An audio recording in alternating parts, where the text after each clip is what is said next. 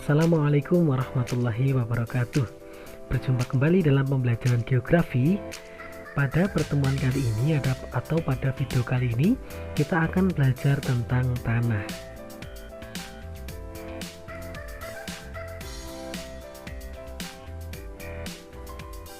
Sebelumnya, mari kita lihat gambar berikut ini. Kira-kira ada enggak di tempat kalian yang sering ada usaha membuat genteng maupun membuat gerabah? Apakah fungsi dari genteng dan gerabah ini kira-kira? Ya, genteng tentu saja untuk membuat rumah. Sedangkan kalau untuk gerabah adalah untuk ada perhiasan, ada barang-barang rumah tangga, dan lain sebagainya. Nah, perlu kalian ketahui ternyata memang tanah dan genteng ini dibuat atau berasal dari tanah. Nah, oleh karena itu ternyata penting kita belajar tentang tanah ini untuk mengkaji manfaat dari tanah, dan juga kita harus menyadari bahwa apa sih yang membentuk tanah dan bagaimana cara mengelola dari tanah tersebut. Kita akan membahas tentang pengertian tanah, yang kedua faktor pembentuk tanah, lalu proses pembentukan tanah dan struktur tanah atau horizon tanah.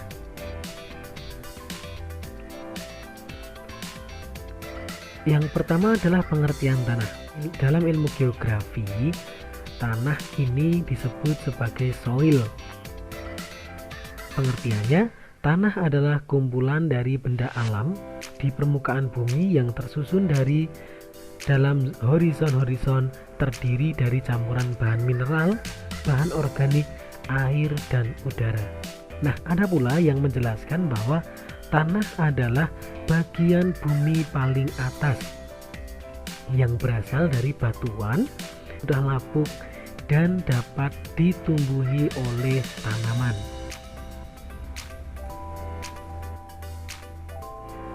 Selanjutnya penting kita membahas faktor yang membentuk tanah ini. Ada 5 faktor yang membentuk tanah, yaitu bahan induk, topografi, organisme, iklim, dan waktu. Bahan induk ini penting kita bahas karena bahan induk merupakan asal dari tanah itu sendiri. Yang pertama, ada yang disebut sebagai bahan induk residual, yaitu berasal dari tempat di mana tanah itu berada. Contohnya, ada batu, dia lapuk, lalu pecah menjadi tanah.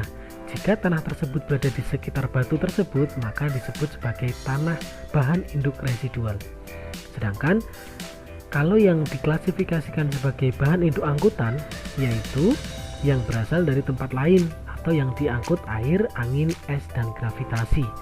Contohnya, kalau ada tanah yang tadi ternyata dia terbawa arus air atau yang lain sebagainya, lalu pindah ke tempat lain baru dia mengendap menjadi tanah-tanah, maka disebut sebagai bahan induk angkutan karena sudah berpindah tempat. Faktor yang kedua ini adalah topografi. Faktor topografi ini adalah bukan faktor yang membentuk tanah sebenarnya, tetapi faktor yang membentuk lama atau cepatnya terbentuk tanah. Topografi ini adalah ketinggian. Pengertiannya, topografi suatu daerah mempengaruhi jumlah air hujan yang dapat diserap oleh tanah, kedalaman air tanah, gerakan air, kondisi drainase, dan permukaan air tanah atau groundwater table, dan erosi tanah. Warna tanah pada daerah dataran rendah berubah dari kuning kemerahan dan coklat untuk drainase baik menjadi kelabu jika drainasenya kurang baik.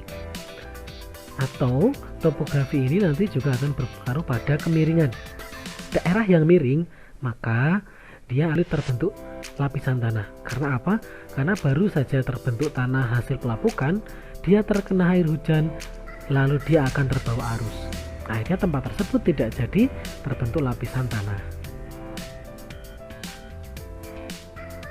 Lalu ada organisme atau faktor yang membentuk ketiga lama tidaknya terbentuknya. Yang pertama, aktivitas hewan dan tumbuhan serta dekomposisi sisa jasad hewan dan tumbuhan mempengaruhi pembentukan tanah. Maksudnya adalah ketika hewan dan tumbuhan itu mati, maka suatu saat dia akan lebur menjadi tanah. Nah, ini juga bisa organisme sebagai bahan induk. Peran yang kedua, organisme ini dapat memecahkan batuan. Contoh, ada gajah, kumpulan gajah itu lari atau jalan secara berkelompok, maka batuan yang ada dilewatinya itu dia akan hancur menjadi tanah. Nah, itu pula akan membentuk seberapa cepat maupun seberapa lama terjadinya atau terbentuknya tanah. Lalu ada unsur iklim. Unsur iklim juga mempengaruhi cepat dan lambatnya terbentuk tanah. Unsur iklim yang mempengaruhi pembentukan tanah ini ada suhu, mengakibatkan pelapukan batuan induk. Suhu yang ekstrim atau antara siang dan malam atau antara suhu tertinggi dengan suhu terendah yang sangat tinggi sekali perbedaannya akan membuat batuan cepat lapuk. Contoh ini terjadi di daerah gurun ketika siang hari sangat panas dan malam hari terasa sangat dingin. Yang kedua adalah curah hujan. Curah hujan mempengaruhi kekuatan erosi dan pencucian tanah. Maksudnya adalah ketika hujannya tinggi maka tanah tersebut akan tererosi sehingga tidak jadi terbentuk lapisan tanah, atau bisa sebagai media pencuci tanah. Artinya yang ada pada suatu tempat ketika terjadi hujan maka komposisi dari mineral yang ada di tanah tersebut ada yang tercuci atau ada yang hilang terbawa arus, maka membuat jenis tanahnya berbeda. Yang terakhir adalah waktu. Waktu umumnya terbentuk tanah dalam kurun waktu 200 tahun. Artinya, karena tanah ini membutuhkan waktu yang lama, maka kita harus menjaga dari keberadaan tanah. Jagalah tanah yang kita miliki jangan sampai terbawa arus, atau jangan sampai hilang tererosi, atau justru tanah tersebut menjadi rusak, karena waktunya lama. Dan waktu ini merupakan faktor pembentuk tanah, karena tanpa adanya waktu yang lama, tanah tidak akan terbentuk. Selanjutnya kita akan membahas proses terbentuknya tanah. Pertama dimulai dari bahan induk, yaitu material utama pembentuk tanah yang kita bisa sampaikan bahan induk itu adalah batuan. Lalu batuan induk mengalami pelapukan, yaitu bahan induk yang tersingkap segera mengalami proses pelapukan. Setelah lapuk, maka akan ada pemindahan bahan organik dan mineral, yaitu proses fraksinasi batuan dan material tanah bersifat kimiawi, biologis, dan fisis. Tahap selanjutnya adalah pembentukan struktur tanah, yaitu pemindahan bahan-bahan tanah dari bagian atas ke bawah, memisahkan bahan organik dan mineral. Nantinya tanah yang organik dia akan di atas, sedangkan tanah-tanah yang memiliki massa yang lebih berat akan turun ke bawah, sehingga membentuk struktur tanah. Dan yang terakhir setelah pembentukan struktur yaitu pembentukan horizon tanah atau lapisan-lapisan tanah.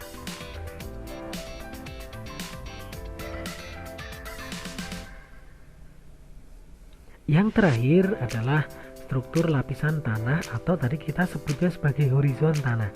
Ini penting kita pelajari karena horizon tanah memiliki karakteristik dan memiliki fungsinya masing-masing.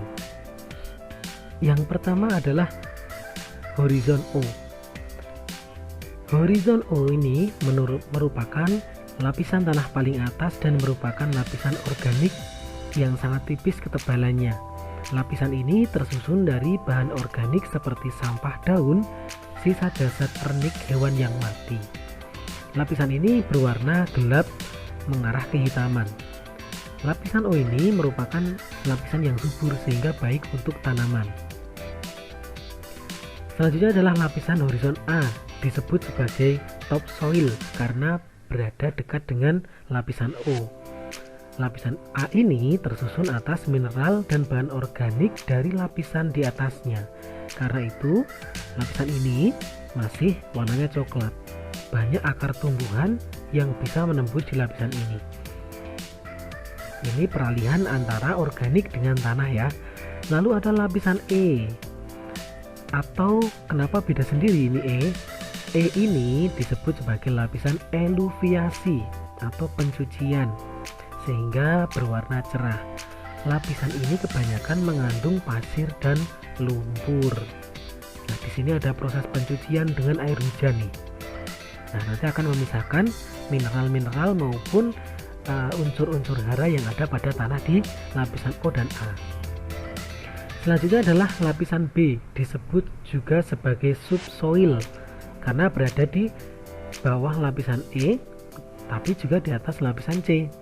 Lapisan ini mengandung tanah liat dekomposit mineral, yaitu ada besi, aluminium oksida, kalsium karbonat yang berasal dari lapisan atasnya ketika air menetes dari lapisan atas ke bawah. Nah, artinya tidak terlalu subur bagi tanaman karena hanya besi, aluminium, dan kalsium karbonat. Jadi tidak subur ya lapisan B ya. Lalu ada lapisan horizon C atau disebut juga dengan regolit yang tersusun atas batuan yang sudah lapuk. Tanaman tidak bisa menembus di lapisan ini sehingga bahan organik sangat sedikit. Selanjutnya yang terakhir adalah lapisan R atau rock. Di sini disebutnya sebagai bedrock atau bahan induk batuan. Ini asli batu ya, ini batu asalnya, artinya tidak bisa dimanfaatkan karena masih batuan. Nah, untuk pembelajaran kita mengenai tanah cukup ini dulu. Pertemuan selanjutnya kita akan membahas lagi tentang jenis-jenis tanah yang ada di Indonesia serta persebarannya dan pemanfaatannya. Untuk apa sih tanah A, apa sih tanah B, dan lain sebagainya. Nanti kita juga akan belajar tentang bagaimana kita menjaga tanah atau disebut sebagai konservasi tanah. Nah, karena materinya sudah cukup, silakan kalian untuk mengembangkan diri kalian masing-masing. Sekian, terima kasih atas perhatiannya. Mohon maaf jika ada salah-salah kata. Assalamualaikum warahmatullahi wabarakatuh.